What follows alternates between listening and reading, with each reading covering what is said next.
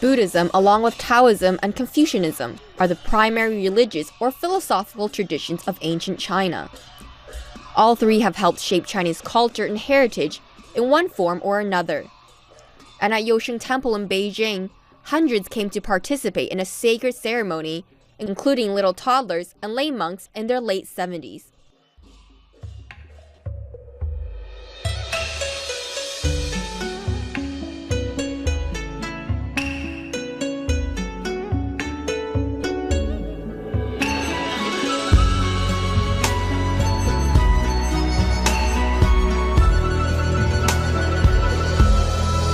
苏北勾勒出情画，笔锋浓转淡，平生描绘的牡丹，一如你朱妆。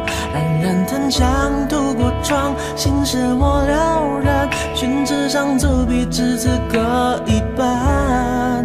釉色渲染，仕女图，韵味别私藏。而你嫣然的一笑，如含苞待放。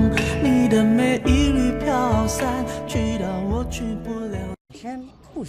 It's not just a day for celebrations, but also a reminder for us to reflect and show our gratitude to Buddha. I didn't have a mother growing up, so when I found Buddha, I found a family.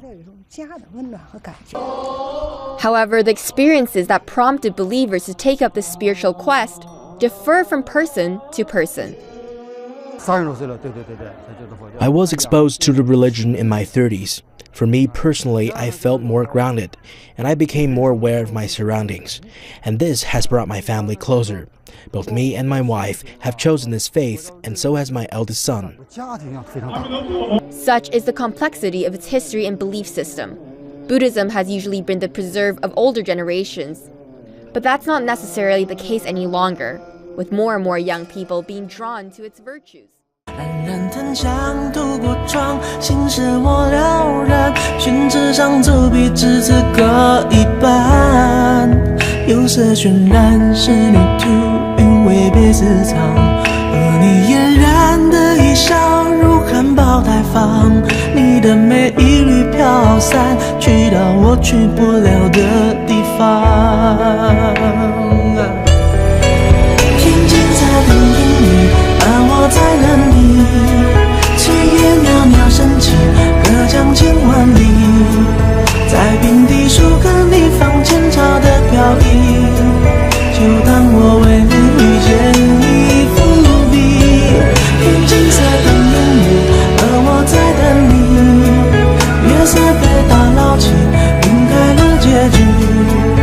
如传世的青花瓷，自顾自美丽，你眼的笑意。